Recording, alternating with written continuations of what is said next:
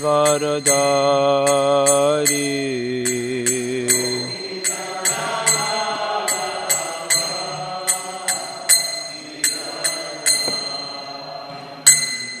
Jasodhanandana Rajajanaranjana Jamunatira Vanachari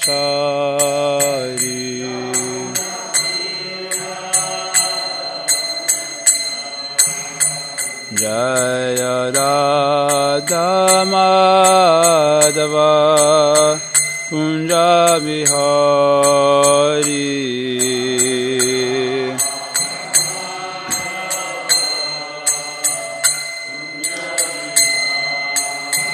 Jaya Radha Madhava Kunja Bihari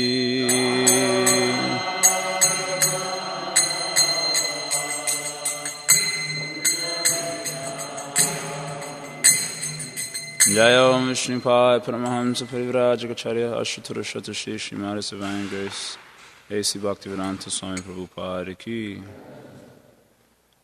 Srimad Bhagavatam Ki Samveta Bhakta Vrinda Ki Nitai Gaur Premanandi. All glories to the Assembled devotees. All glories to Shri Shri Guru and Gauranga.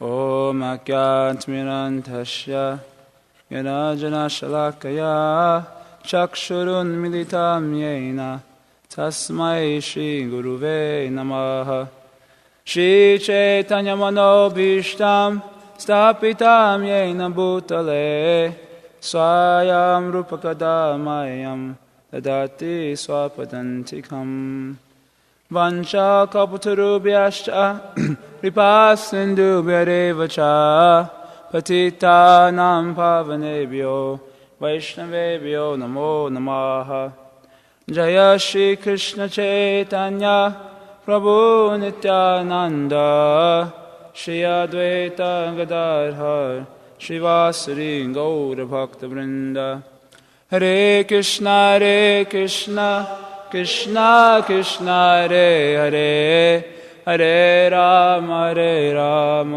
Rama Rama Hare Hare O Namo Bhagavate Vasudevaya O Namo Bhagavate Vasudevaya O Namo Bhagavate Vasudevaya. And Srimad Bhagavatam, Canto 5, Chapter 8, text number 17. Apikshemanasmin ashramam pavane sashpani charantam devaguptam drakshami. Word to word meaning, api, it may be, kshemena, with fearlessness, because of the absence of tigers and other animals. Asmin, in this, ashrama upavane, garden of the hermitage. Shashpani, charantam, walking and eating the soft grasses. Devaguptam, being protected by the demigods. Drakshami, shall I see. Translation and purport by Srila Prabhupada Ki Jai. Alas, is it possible that I shall again see this animal protected by the Lord and fearless of tigers and other animals? Shall I see again him wandering in the garden eating soft grass? Purport. Maharaj Bhattacharya thought that the animal was disappointed in his protection and had left him for the protection of a demigod. Regardless, he ardently desired to see the animal again within his ashram, eating the soft grass and not fearing tigers and other animals. Maharaj Bharata could think only of the deer and how the animal could be protected from all kinds of inauspicious things. From the materialistic point of view, such kind thoughts may be very laudable. But from the spiritual point of view, the king was actually falling from his exalted spiritual position and unnecessarily becoming attached to an animal. Thus degrading himself, he would have to accept an animal body. Srila Prabhupada ki Jai. Hare Krishna. So the basic point that's being mentioned in this section is the material energy has many ways in which it captures the bewildered conditioned souls and keeps them captivated in the material energy. And we're quite familiar with many of their classic weapons. It's not like Maya comes up with new weapons. All the weapons are mentioned in the Shastras. There are no new tricks that Maya has. It's not like you hear about something that Maya hasn't already used extensively, discussed in the Shastras in the contemporary world. There are no new tricks to Maya. It's just the same old tricks keeping the conditioned souls captivated birth after birth. So we're hearing about some of those. We hear about these weapons of Maya by which she keeps the living entities captivated, and we're quite familiar with many of them, such as the sex desire. That weapon is one of the classic, powerful weapons that keeps the living entities captivated. In this section, we're hearing about another weapon of Maya's that keeps the living entity quite bewildered. And that's the idea. She generates the idea within the living entity that he can be an independent shelter for some other jiva. And this one is also a quite prominent way in which Maya keeps the souls bewildered. Where the jiva's 1/10,000th the tip of the hair. We hear like this from the Shastra. Very insignificant. Very so small it cannot be seen by any material device. And yet such a small, insignificant living entity is thinking he can be the shelter for another living entity. An independent shelter then from God. And this is one of the ways that Maya keeps the souls captivated in the material world, by generating this idea that I have to protect some other living entity. I have to do it. Without me, this living entity will be without shelter. They will be hopeless, and harm will easily come to them. Inauspiciousness will come upon them if I do not give the protection. This is like a very classic weapon. So it manifests in many different ways. And for example, if you become a family person, then it is very easy. This is one of the dangers of, you can say, the Grihastha ashram, Griha Medi ashram, is that one becomes the man of the house, right? You say like this. And the idea, the dangerous idea in this is that one thinks, I am the protector, I am the provider, I am the maintainer, I am the controller, and I am the enjoyer.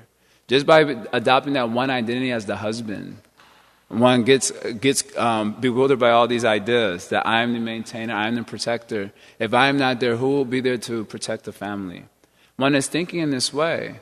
And that is also just, that is moral, that is correct also. One thinks this is a very valid way of thinking. Or one becomes a preacher, and one thinks that without my powerful influence through my words, then the living entities would not be uplifted. If I do not preach, how would they be benefited?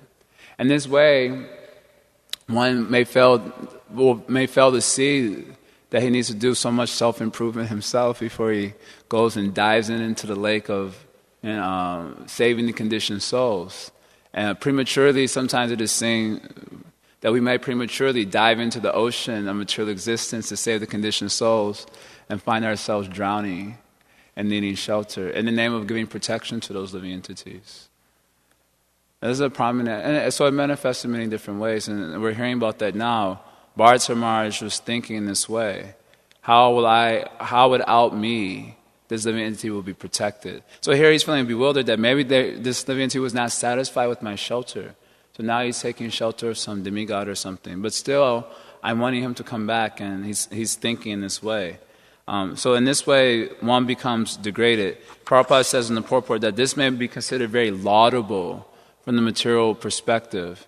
Someone's going all out to protect some insignificant souls. He himself is insignificant, and he's going out to provide shelter for other living entities. And Generally, that is considered very laudable. I remember doing 9/11, all those men who went back into the building to save some people from the towers that were falling. They got so much news coverage, and people were buying them tickets to travel all around the world to tell their courageous story. And they wouldn't do anything, but they maybe saved like one person. But because they went back inside and took that risk of saving one person, they got so much glorification and so on. So in the material world, it's considered very laudable, actually. To try to play God is considered very laudable. To try to be the controller and then the provider and maintainer. But from the spiritual perspective, it is one of the most degrading. It is one of the most degrading ways to programs to the consciousness. Because by such thought processes, you actually usurp the position of God, who's the actual protector. By such thinking, one is thinking that actually, inadvertently, one may be thinking that God is not able to do so, or God has made a mistake in the way of managing the living entities. This is the idea of all these philanthropic programs that pop up that Prabhupada would criticize. Many times people find it very annoying that devotees don't have a higher appreciation for altruistic activities and philanthropic work. They find that quite obnoxious. I've mentioned this many times when I first joined the temple, and one young Christian boy came to the temple. I was talking to him Sunday feast time. This was many years ago. And he said, do you all do any welfare? He was asking several questions. And he said, do you all do any welfare work? And I said, we do the highest welfare work. Preaching Christian consciousness. That was my idea. And he said, no. Do you do any lower welfare work? He asked just like that. And I said, what do you mean, like opening hospitals and feeding people and clothing them? He said, yes, that welfare work. And so I asked him, I said, well, are you doing? And he said, yes, I am doing. I said, so it's already covered. So we're doing the highest welfare work that is now being neglected by so much of society, that welfare work of spreading Christian consciousness. He wasn't satisfied with my answer, but I was happy that I said like that. Sometimes people find fault that devotees don't have a higher appreciation, but in fact, by such a mentality, outside of what Krishna has instructed us to do, such a mentality may actually put us in opposition with the Supreme Lord inadvertently. By thinking to oneself that the Lord has made a mistake in his way of managing the living entities. Oftentimes people feel that way when they hear about the law of karma.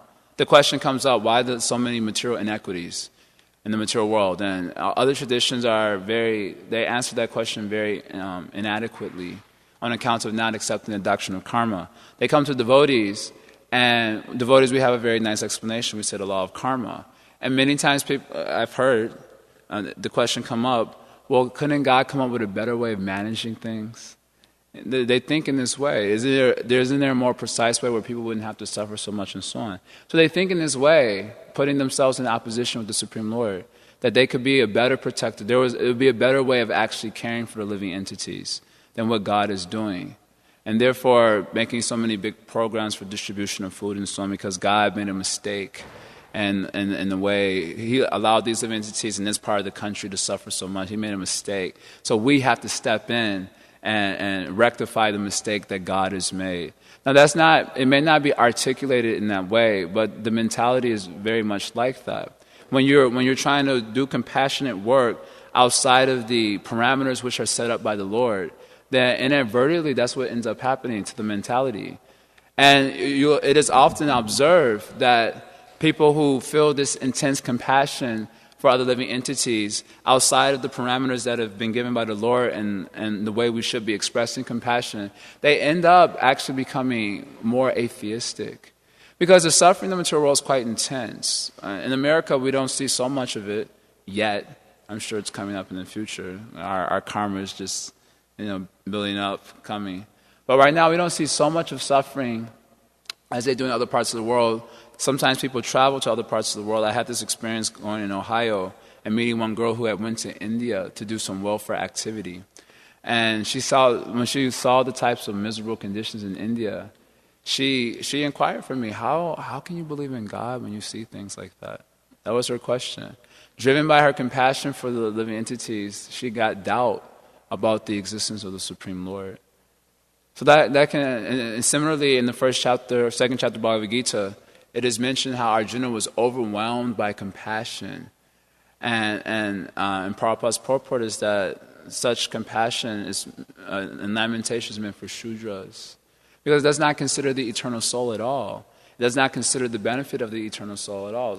So sometimes someone may ask the question, okay, law of karma is there, but how do you explain children being killed in natural disasters? Children are innocent, so they say. They have not done any activity. So, and no one's killed them. So, okay, if someone else has killed them, you can say that person's mentality was off. But what about natural disasters and so on? How would you explain that?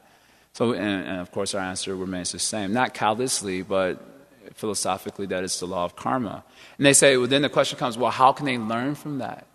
Because they're children. What do they benefit from having such an experience?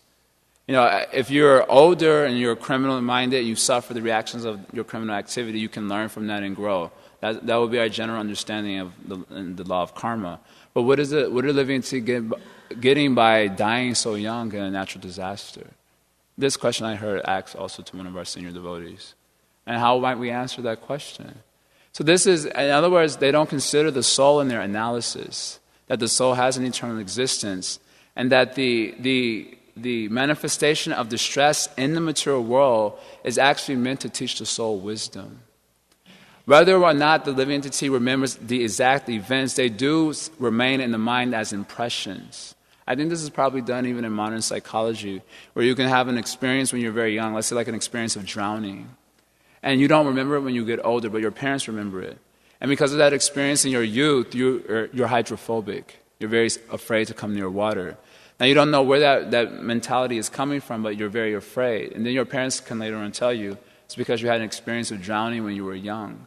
And therefore, that remained as an impression in the mind. Although you don't remember the specific event, the impression remains in the mind, and it governs the mentality that you have now in relationship to water in that example. So similarly, the experiences that the jivas get in the material world, particularly the experiences of distress, they're actually meant to teach the soul wisdom. Sometimes this problem of ego question comes up. This is one of the main attacks against theism. If there is a God, then how can there be so much of suffering? But Krishna answers that question very nicely in chapter 2 of Bhagavad Gita by explaining that the soul doesn't actually suffer at all. Because the soul is not a product of matter. So it's not actually possible for the soul to suffer. Actually, factually suffer. Just like when you're dreaming, you may have a nightmare, but you're not factually suffering. There's an experience of suffering within the mind, but the actual fact is that you're sleeping, not peacefully, but you're sleeping in your bed, and nothing's actually happening to you. So similarly, that's just in the dream state. And now this is the waking state, which is also very much like a dream, but it's the waking state of consciousness. And nothing's actually happening to the soul. He's just an observer who's identifying with that reality. Just like when you're dreaming, you're just an observer that's identifying with the dream and thus gaining some experience by dint of that identification. So also in the waking state, this is also another dream. Prabhupada said one is a night dream, one is a daydream. And the daydream lasts for a long time. And you go to sleep and it continues for a long time. But it's a daydream. And by identification with the dream, you get some experience.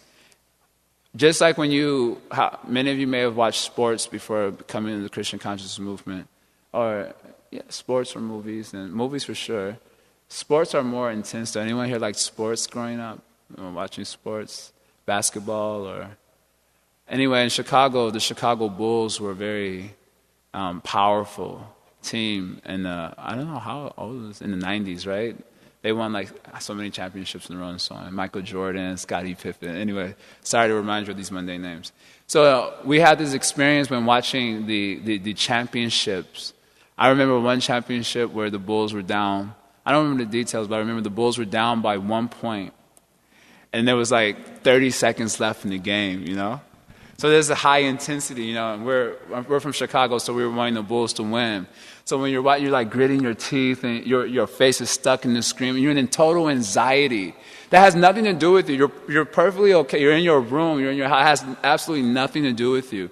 But you're gritting biting your nails, and your mind is willing. And here Scottie Pippen passes the ball to Michael Jordan, and you're just watching the screen. And you're in anxiety, and finally there's 10 seconds left.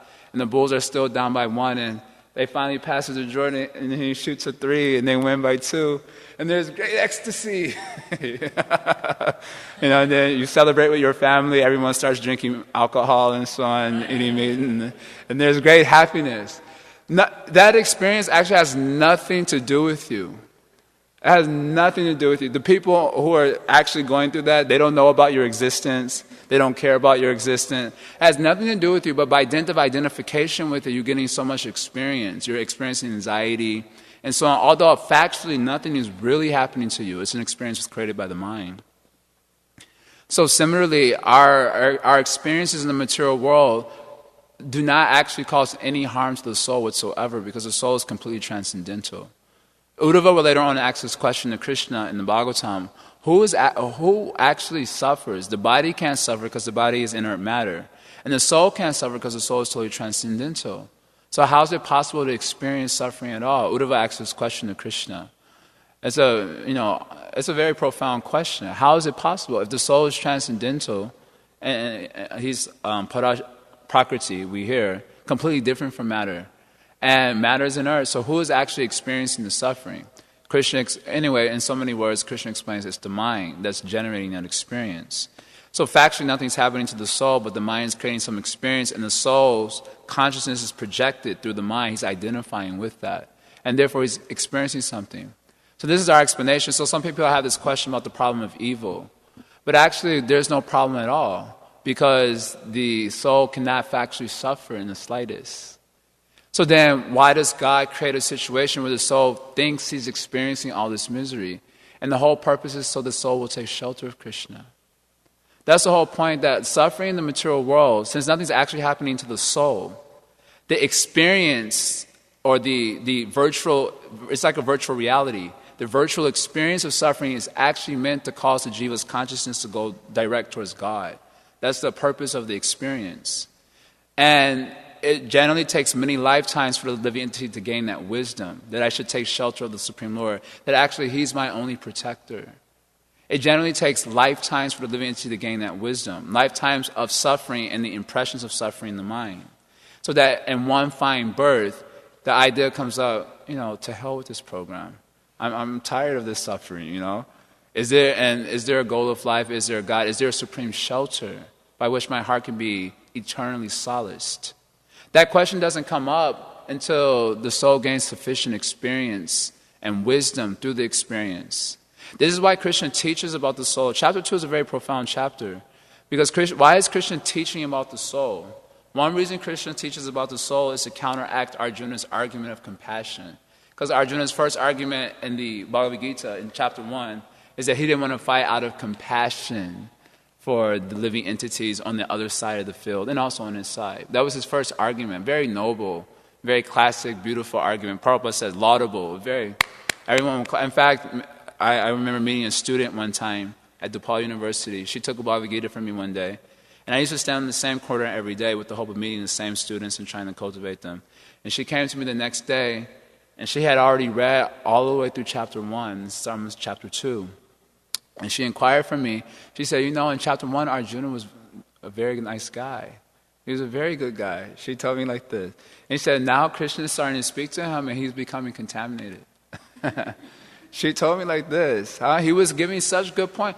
Compassion, destruction of the dynasty and the sinful activity. He's such a noble person. And now Krishna's trying to convince him to fight, do such an ignoble, horrible activity. What is your explanation? So this is how people think, a classic conditioned soul question. Arjuna is actually being totally irresponsible, as Krishna points out in the beginning of chapter 2, by wanting to abandon his duty at the crucial moment. It's just like, it is very much like this, in fact. Someone is being accosted. Let's say like a young girl is being accosted by some 500-pound, ghetto person. And obviously, I'm not going to be able to do much with this body. So then I call the police, naturally. Because I'm not going to go and say, hey, stop it. He kills me and then continues his program. So then I call the police, and they come. And at the crucial moment of stopping him, he decides to meditate and become peaceful. I'm going to the yoga studio. I need to just look within my heart right now and introspect. At the crucial moment, She's being attacked, and something needs to happen right away. You don't expect that the police are going to come and, tap him on the back. Sir, can you stop beating her? You're going to expect that they're going to come with their bats and immediately start attacking and ask questions later, right? That would be a responsible police officer in that situation. But right at that crucial moment, he decides to meditate. He gets out of he drives or he gets out of the police car and he just suddenly has a change of heart. I think I'm going to sit and meditate. Then he becomes a criminal, actually. He can actually go to prison for irresponsible behavior. Arjuna's situation is very similar. So Krishna's chastising him.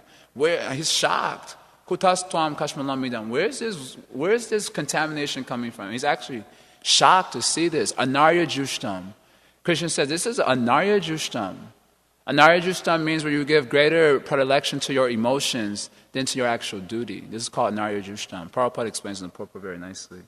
Anarya jushtam means that you have a certain responsibility you're supposed to carry out, but then the mind is producing an emotional experience which is contrast thing to the actual duties you're supposed to perform, and you give greater weight to your emotional experience than to your duty. That's called anarya jushtam.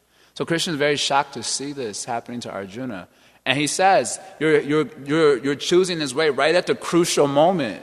It would have been one thing if it was like several days before the war and you were having doubts and you went to Krishna and had to talk about it. Krishna says, I'm having doubts, I don't know if I want to do this. But right at the crucial moment, right before, an hour before the battle is supposed to begin, I don't want to do this. It's very irresponsible behavior.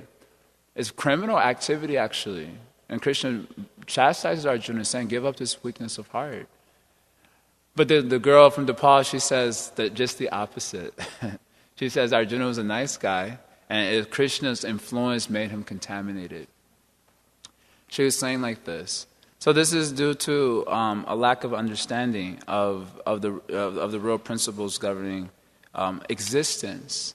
So then my original point was that so Krishna teaches Atmagyan to counteract Arjuna's compassion argument, which is his first argument. Another reason Krishna teaches Atmagyan is because by such knowledge, you will gain sufficient detachment from matter to learn from your experiences within the material world. Without sufficient detachment, your experiences don't produce wisdom. When you're too attached, therefore we hear oftentimes that insanity means to do the same thing in the same way and expect a different result. This is the definition of insanity. So when one is without sufficient spiritual knowledge, he doesn't have the sufficient detachment to learn from his experiences and gain wisdom. But when he has spiritual knowledge, Atmagyan doesn't mean realize. Here in chapter 2, it's not realized knowledge. It's just the theoretical framework of the knowledge. Just by that knowledge, that can gain you sufficient detachment from your experiences to gain wisdom. And you see it, we see it amongst devotees all the time. When they're suffering, they'll say, Prabhu, I'm being purified today. Although they don't, purification is a synonym for extreme suffering. We don't want to say I'm suffering because that would be bad preaching in Krishna consciousness. We say I'm being purified, Prabhu. Today is an extreme level of purification. That's our general language. So you see that devotee has that knowledge. So when he's going through an experience, instead of just, of course the mind is going to complain. That's the general drift of the material mind. But when the soul has that wisdom, his intelligence can actually fight against that and actually gain wisdom from the experience by which he can gain stronger impetus to surrender to Krishna. So Krishna teaches Atmagyan also to inspire the soul with detachment from his experience. Right? Krishna, in so many words, is saying that by this knowledge, how can you, Arjuna, know that the soul who is indestructible, immeasurable, and so on, cause anyone to kill or kill anyone? So in other words, he's telling Arjuna, you should be detached from it. This is your duty. And it's going to look like killing and counter-killing is going on. But how can you, who know about the soul, accept that illusion? Because you know the difference between matter and spirit, so how can you accept that that's what's happening? Obviously, Arjuna's killing someone, right? And he's causing others to kill and so on. That's the superficial framework. But Krishna says, how can you, who know about Atmagyan, who knows the difference between matter and spirit, think in that way? So the point is that Krishna is teaching us to detach us from the very real illusion that we identify with. So that through that experience we gain the wisdom by which we surrender to Krishna more. So, of course, Bharata Maharaj had this knowledge, as would be expected for someone on the platform of Bhava.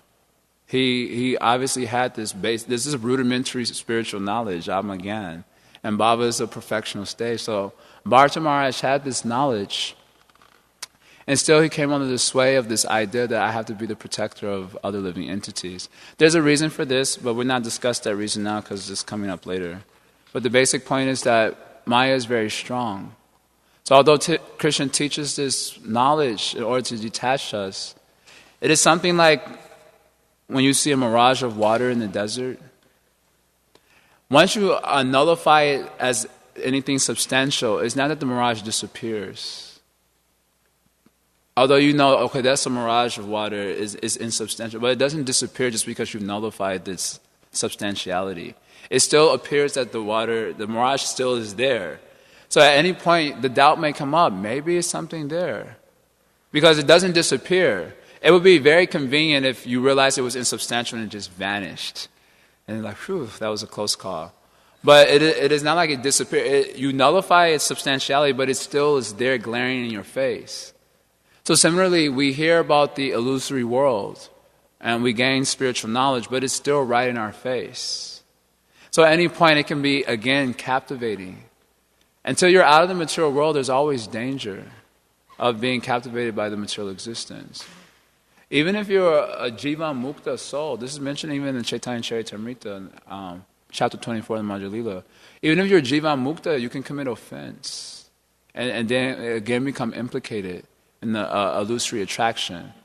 This is in fact one reason that Jiva Goswami gives about Bharata Maharaj getting again attracted to the material energy, due to the nam aparad. Anyway, so although we may nullify the substantiality of material existence, because it's glaring in our face, at any moment it can again captivate us by illusory concepts. So therefore it's mentioned that there's danger at every step in the material world.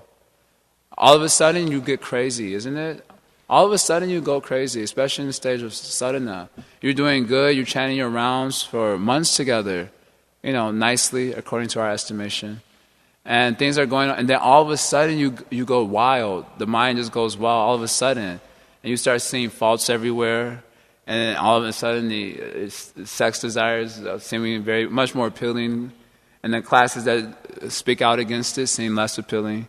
And so all of a sudden the mind goes crazy, because that is the nature of the material existence. We're still in it.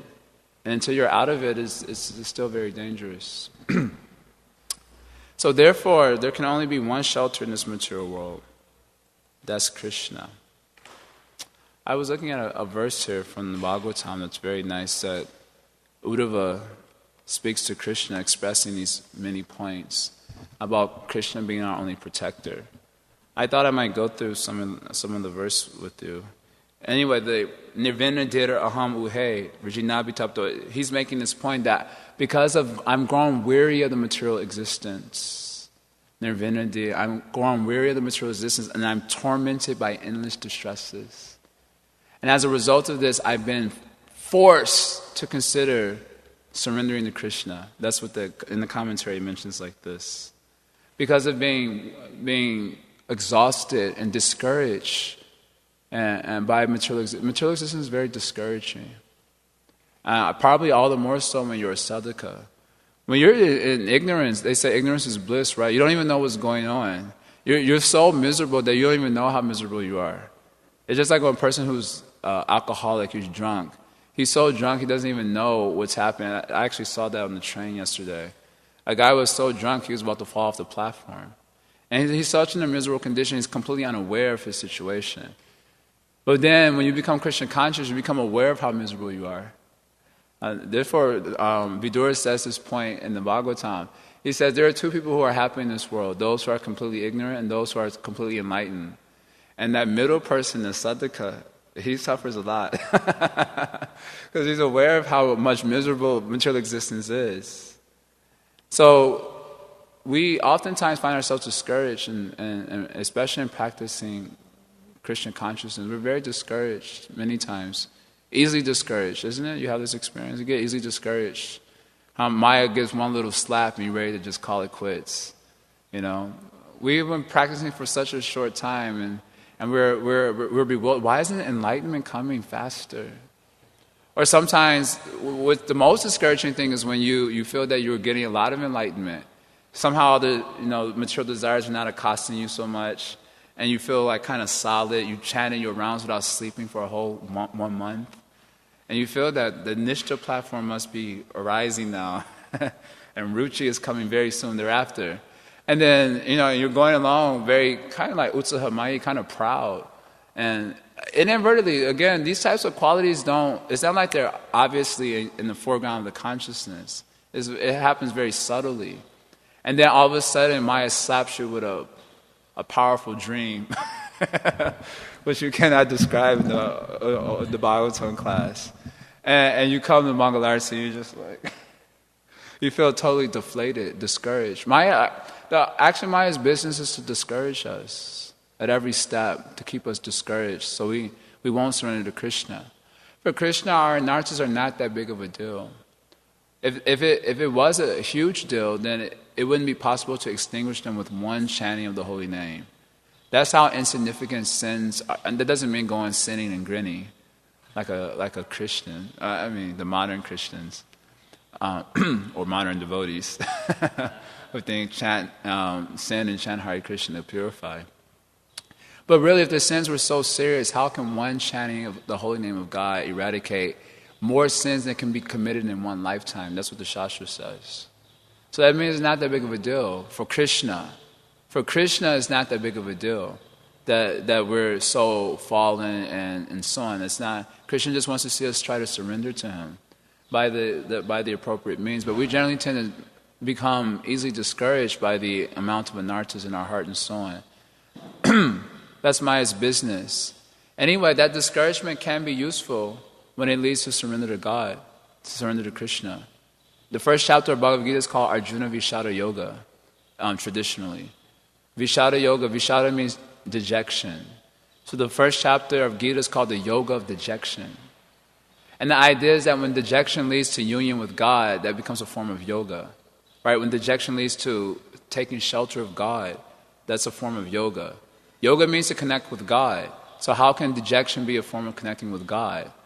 In Kali Yuga, it's practically the main form of connecting to God. Krishna says there are 4 types of living entities who come to Him. What are those 4 types? The distressed, the more distressed, the most distressed, and the superlatively distressed. In the age of Kali, practically no one comes to God for money, material remuneration. Why would we come to God for that? I can get a job, right? So no one thinks it's practical to come to God. Some Indians still believe like that, but that's becoming more and more rare. They hardly come for that also anymore. And hardly anyone comes because they're inquisitive. It's very rare to see someone deeply inquisitive. If they have some project for their classes, then they're inquisitive. They come and ask can you answer this question? Why do you wear this on your face? Why do you wear this color? What's that on the altar? What's that? Okay, thank you. And then they go away. That's not the inquisitiveness Krishna is speaking about in Bhagavad Gita. So it's very rare you see someone coming because they're very inquisitive.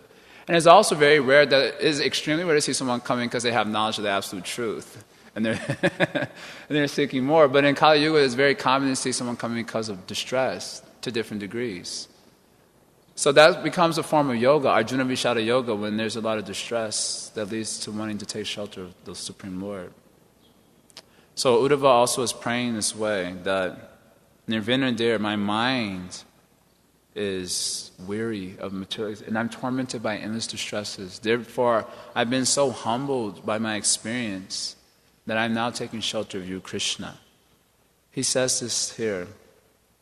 Then he gives different reasons why he's doing so. He says here, so I've told at one point, he gives a list of qualities of why he's taking shelter of Krishna, which is very beautiful and interesting. The first quality he mentions is that you're anavadyam. You're free from contamination.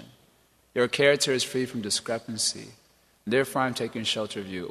We may have often noticed that we tend to not want to take shelter of any living entity because we find so many discrepancies in their character. And that makes us doubtful. Even of devotees, we probably a lot of times projecting, but we see so many faults in their character, and therefore why I should take shelter of a devotee? or Krishna. Actually, it works out together, because to take shelter of Krishna means, and especially in the initial stage, to take shelter of a devotee. Without taking shelter of a devotee, our taking shelter of Krishna is simply mental concoction. How you would take shelter of Krishna? In the initial stage, you have to learn what it means to take shelter of Krishna. So that means taking shelter of a devotee. Rupa Goswami describes it as the gateway of bhakti. But it is here that we find the most difficulty in gaining confidence. Because this point, anavadyam, you are free from contamination, therefore I'm taking shelter. Uddhava is saying that. When you see discrepancies in character, then you gain doubt about taking shelter. Of course, people find discrepancies in Krishna also. When there's some reversal in life, why would Krishna do this to me? I've been chanting a whole 16 rounds for 5 years without sleeping also.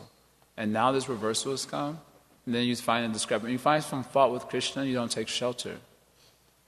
The second quality he mentions here, I'm just speaking according to the purport, is that Krishna is sarvagyam. Sarvagyam means he's omniscient, but here the way the purport reads is very beautiful. It says that Krishna never forgets what services you've done for him, so he's never ungrateful. And I've noticed that this comes up a lot with devotees. Many times we feel that people are forgetting our services, isn't it? Especially when we get chastised for something. Then we say, what about all these good things I've done? When I was doing so many good things, there was silence. You spoke nothing. And one little discrepancy comes and devotees are like hammering you. Not so much now. Nowadays, no devotees hammer us. In the old days, I don't think many of us would have survived. Even when I was getting trained up, I got a little bit of an old school training. And I never got glorification. I used to get mostly the sauce from Bhaktinandana Prabhu. He would always remind me that I was indispensable. Or dispensable. He would remind me regularly, every day. It was like the Maha Mantra, and then this other mantra was that you're dispensable. Krishna doesn't need you. He would remind me that every day, and then I would be trying to do so many good things, and he would remain silent on that point. So many good things I was doing. I was rising at 2 in the morning. I was reading 2 hours, and he would say, "You're getting puffed up." I would say, "This is a good quality. I'm serious about spiritual life." He said, "You think you're so advanced, don't you?" Like that. The devotees were quite strong, slamming our false egos. So then we tend to think that, oh, maybe they're forgetful of all the things that I've done. Therefore, why should I take shelter of them? But Krishna is described here as Sarvagyam. He's omniscient. He's never forgetful of even the tiniest service done to him. And therefore, he's never ungrateful. Actually, ingratitude is due to forgetfulness of what others have done for you. Which is sad, because many times we are ungrateful towards devotees, completely forgetting all they have done for us. I don't know how it happens that, especially many of us have such horrible backgrounds when we've been rescued, but we forget all of that, and then the devotee does one little fault, and we're like, Arjuna was called Sarvya Sachin, right? Which means as he was shooting one arrow, his arm would be going back and getting the other one. So he was just shooting arrows like bullets. The devotee makes one little mistake, and you're just nailing him to the wall, or shooting him down like Bhishma. And we forget completely what all they have done for us. But Krishna is not like that, nor is his devotee. There's Sarvagyam. There's so many qualities here mentioned. I cannot describe all of them. My time is running out. So I'll mention these 2. They're very nice points to consider. Anyway, the message is that Krishna is our protector.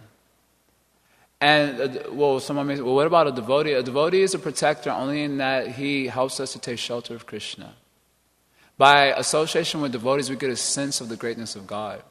Because a devotee is part and part. A devotee, according to Kaviraj Goswami in the Chaitanya Charitamrita, a devotee is actually a constituent of the Absolute Truth.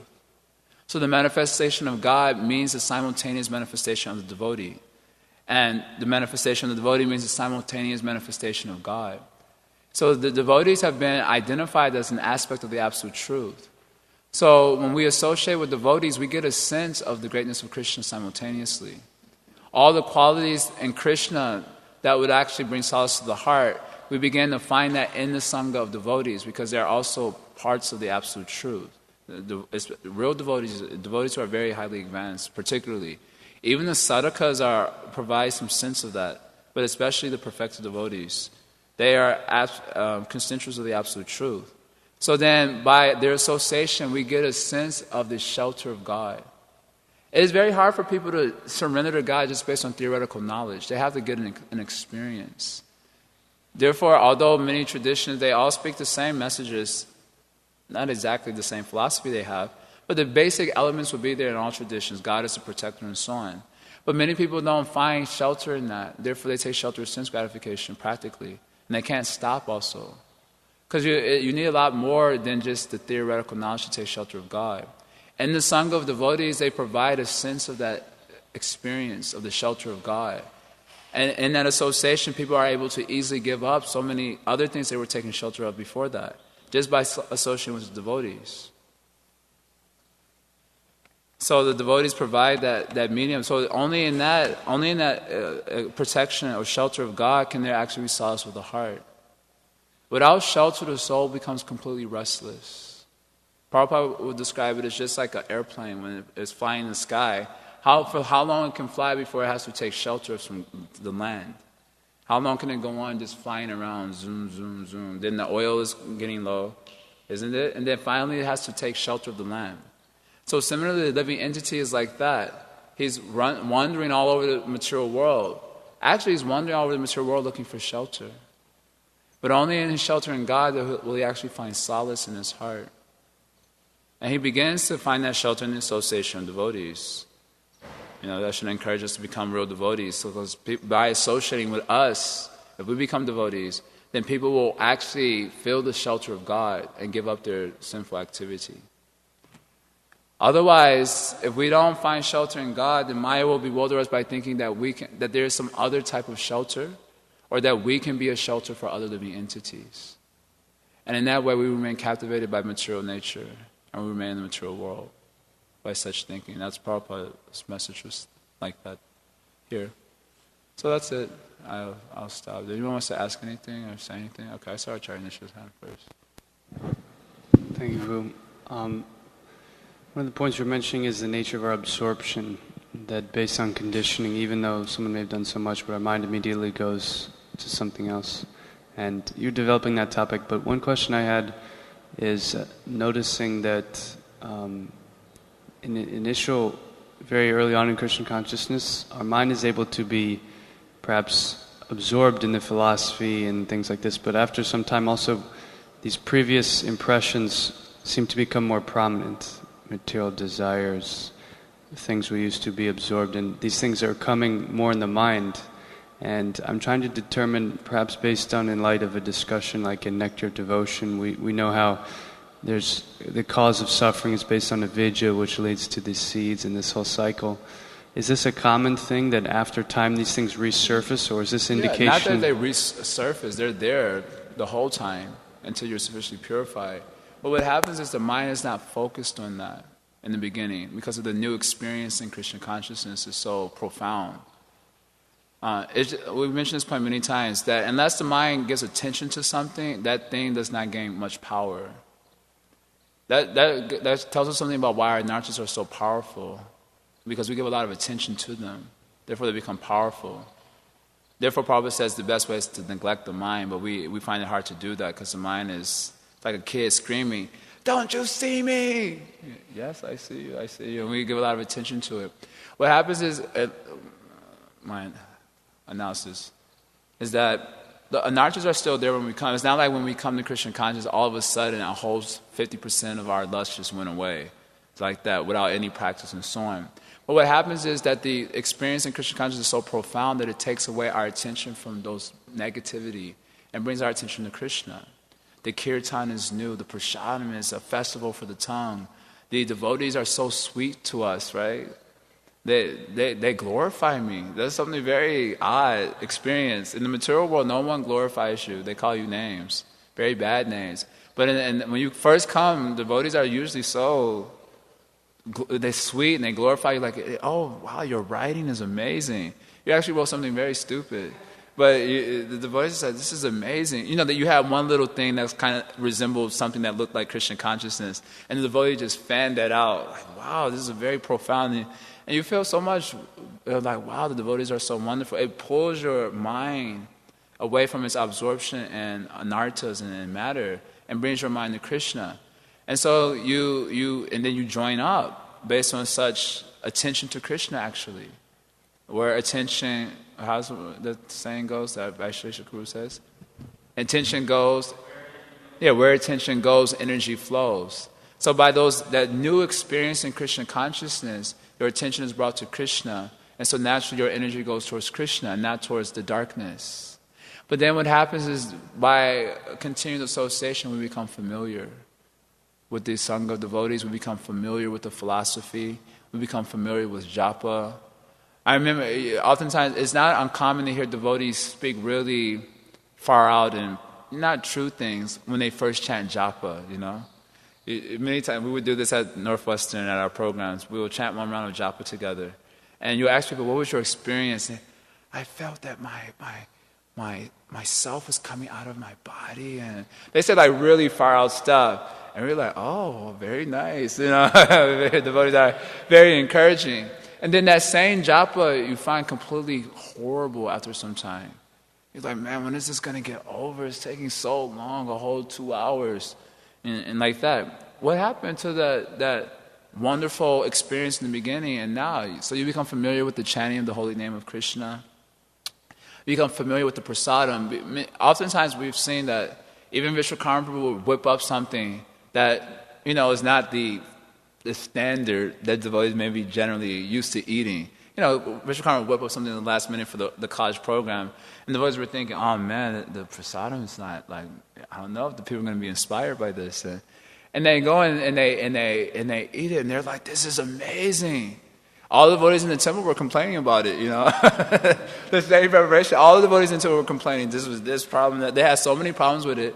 That same prasadam you bring in many times it's happened, especially at Loyola, I would feel like this sometimes, like, oh man, I don't know about the prasadam. And they were like, this is the most amazing preparation I ever had. What? Really? It's bitter melon.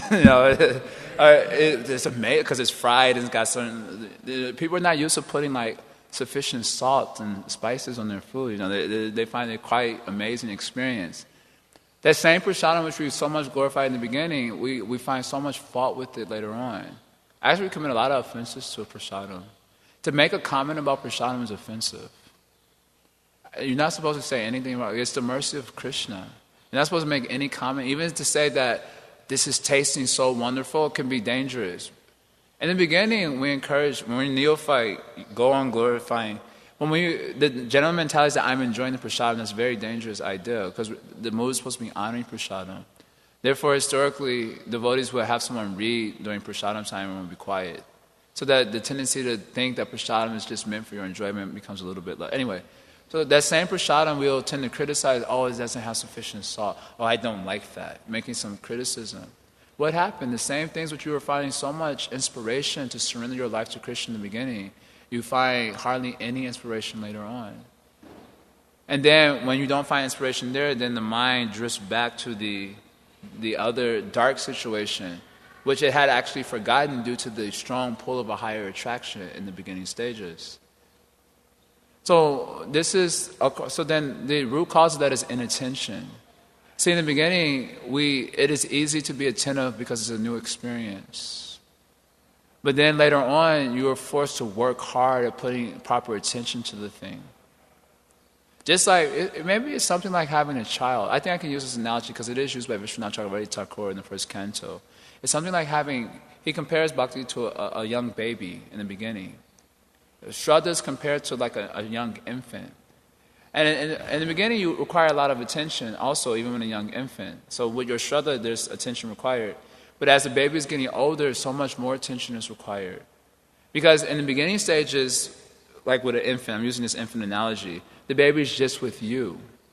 But later on, he starts moving around, he starts exploring the material world, so you have to work so much harder to keep the child in check. So it's something like that. I'm using it as a parallel here. In the beginning, it's kind of easy, but later on, you require more work in order to keep the same heart in the right place. And oftentimes, we don't do that work. And that's usually due to pride. We think we've understood it, we've got it, and we're familiar. We become a little proud. And from there, we become offensive. From pride, then you become offensive. And then from offenses, then the mind is forced back into the other situation. Krishna kicks you out. Lord Chaitanya doesn't mind us being so fallen, but if you commit offenses, especially to Vaishnavas, then Lord Chaitanya will kick you out. And one place in the Chaitanya Bhagavatam, Mahaprabhu says that through your chanting of the holy name, he will kick you out.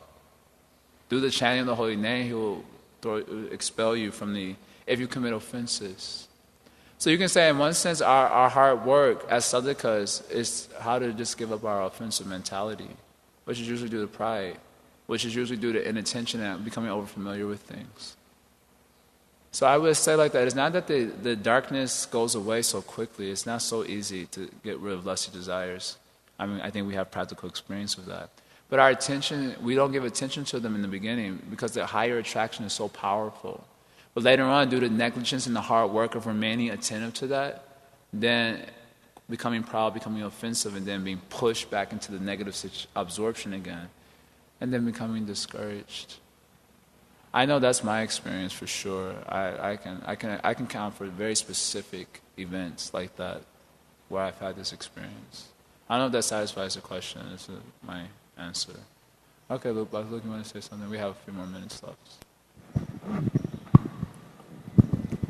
Hare Krishna. Thank you, Guru. You were mentioning how the soul actually has nothing to do with the material existence that we find ourselves in. What is the principle that allows us to maintain this realization, or at least the theoretical understanding? At the same time, not be so detached that we can't...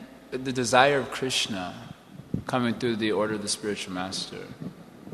So you'll find that devotees are also very active in the material world. It's not like they're, okay, I'm a spirit, so I have nothing to do with it. I'm just going to lay here. You do find some examples of that in Bhagavatam, but generally you don't see that devotees are very active in the material world. So how is it that they're able to do activity when they have all this knowledge, just like Gyanis? The Gyanis seem to become inactive, and the devotees have the same knowledge, but they're so active. And the difference between a Jnani and a devotee is the desire to please Krishna, to fulfill Krishna's desire. So, for example, Krishna's coming to the material world millennium after millennium to establish Dharma. Dharma samstarpanataya, Krishna says this. And Kali Yuga's Yuga Dharma is there and so on. So then the devotee's desire is to assist Krishna in fulfilling his desires.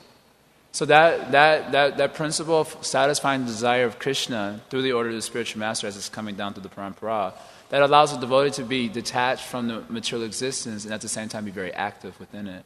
Like Srila Prabhupada coming to America, I don't think he was attached to America and all the sinful living entities here. I find it hard to believe that could be the case.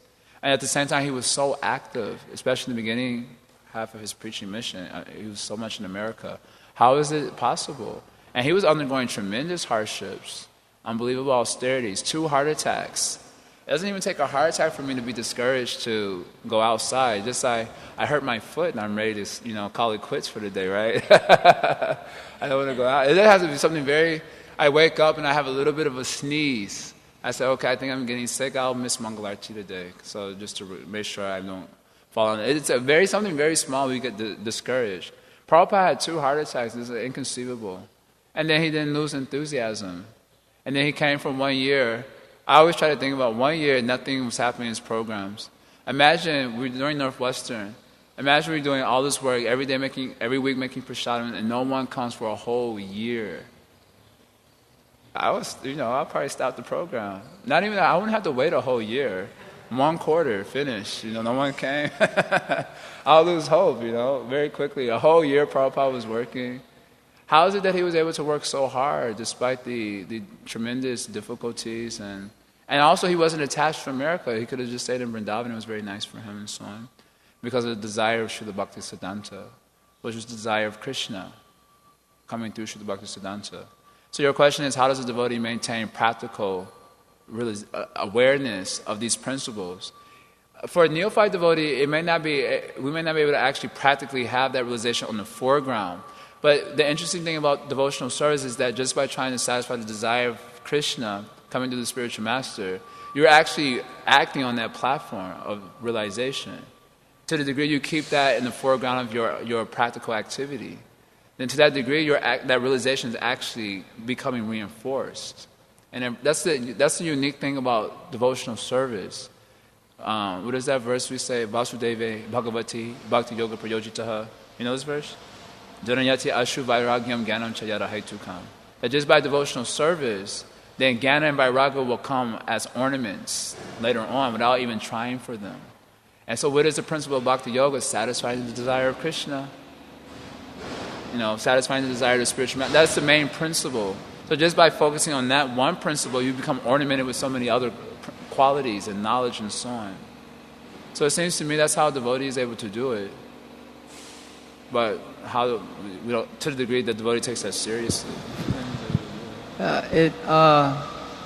It just seems quite unpalatable, especially the analogy of it's a drama. It's just drama. The living entities are like actors. You remember this analogy? I remember. It seems unpalatable because. Well, you mean to say that to hear that the material world is totally insubstantial is unpalatable? Everything I'm doing in the material world is totally useless and insubstantial and a waste of time is unpalatable. Exactly. Yeah, it is. For the conditioned mind, most certainly. Imagine we go to the university and these students are working hard as anything. They're spending $50,000 plus a year. And the devotees, we come on our high horses, it is all useless. They immediately attack you. You remember last year, I was mentioning this about Prabhu yesterday, we were having a lot of laugh about this. Remember Radha and Alyssa and Michael, they were coming, 3 scientists were coming to our program. And I was, after our kirtan, I would give like a little talk. And I just made like it was an ever so slight critique of evolution theory. And Radha of all people, her hair just went zzz, like the Putana witch, and she just manifested a whole nother form. She was so sweet ordinarily, but it was just like the slightest little evolution is like, little tiny little critique. And her hair, her hair like turned on fire. And then Alyssa, seeing Radha, she became inspired, and she turned into a Putana witch too. So, and I'm not Krishna, so I was scared, oh no. And then their friend Michael, he was just peaceful. He didn't say anything. I said, thank you. I had 3 Putana witches manifesting. And they flared up. Just because it was a small critique of the viability of evolution. But by saying that, what I was inadvertently saying is that whatever they were doing was useless. That you're wasting your time in mental speculation, it leads to nowhere.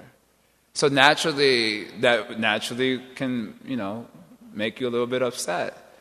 So it is unpalatable for the conditioned soul to hear that he's wasting his time in the material existence.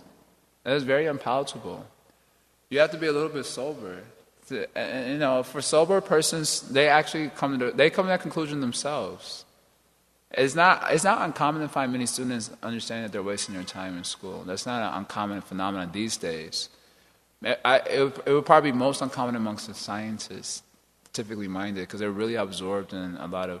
But Mother Donna Kelly describes like that she had this like premonition or this epiphany. One day she was doing some work in the lab, she was describing to us, and she realized, she just said, this is a complete waste of time. How Mother Donna Kelly speaks very heavily, very inspiringly, heavy. And she said, and when she had that realization, she said Krishna made her suffer for 3 months with that realization before she came to the Christian lunch and picked up a magazine. I think it was the Origins magazine, the first magazine she read, cover to cover, she was describing to me. She said Krishna made her suffer with that feeling for 3 months, that she was completely wasting her life.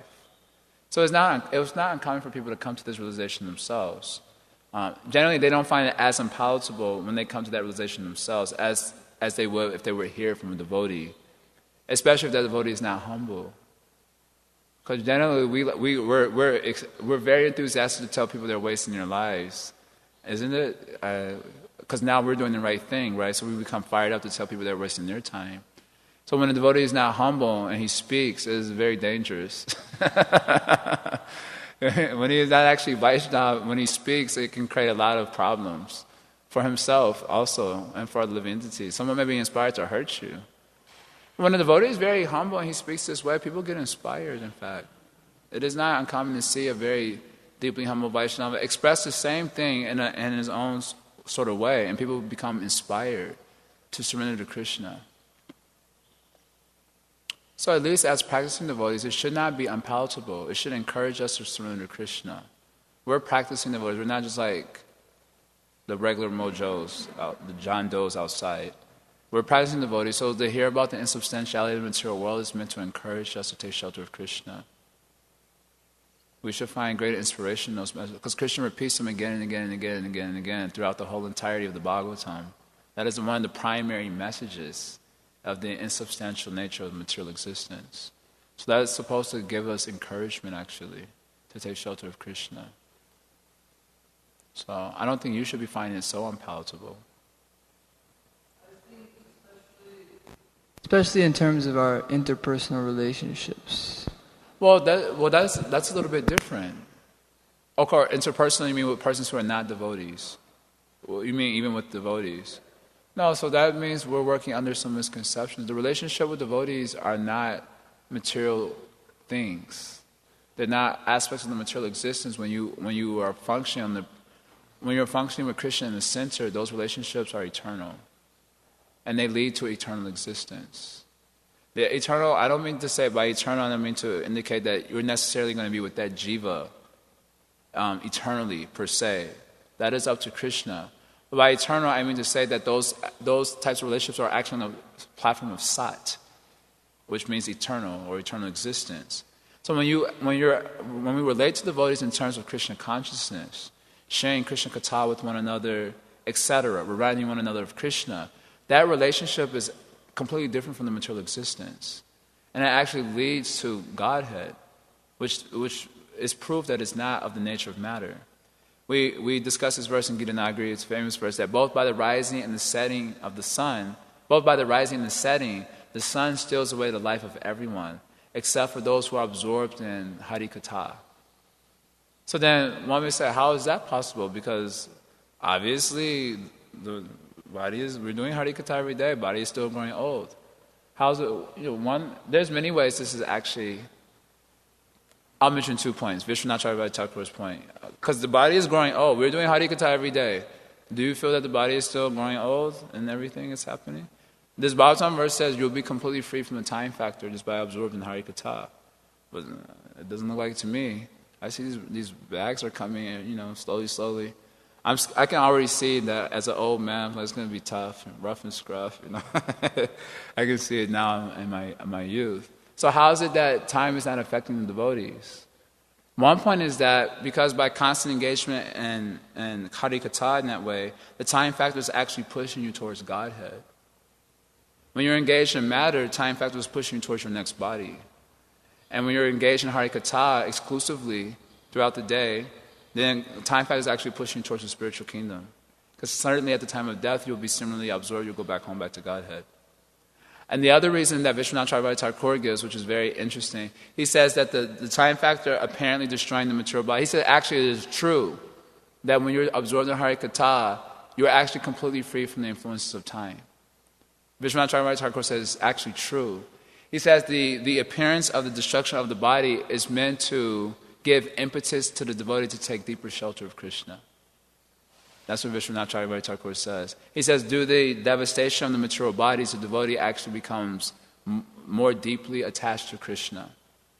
So in that way, Krishna as a time factor devastating the material body is meant to actually deepen our relationship with Him and our tendency to take shelter of Him. That's a very interesting and beautiful point as well.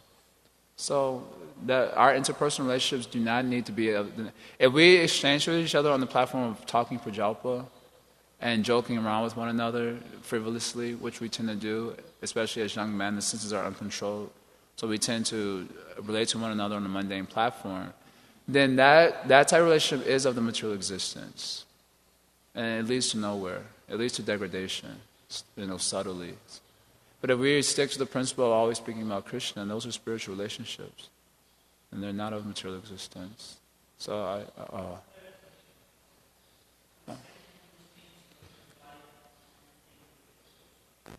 It's like when you observe other people's bodies becoming like old. well, no, specifically your own body. Your own body. Other people's bodies growing old doesn't impact us that much. We see old people all the time. We don't give a crap about it, right? Actually, Pashanapina Pashyati, right? You know this verse from the Bhagavatam. Pashanapina Pashyati means seeing but not examining. Pashanapina Pashyati means seeing but not examining.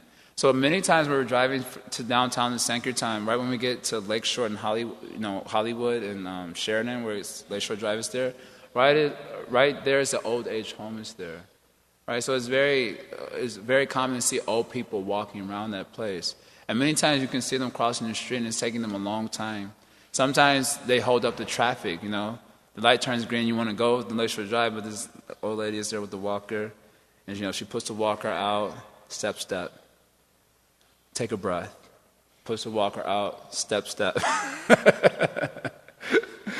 Take a breath. Push the walker out, step.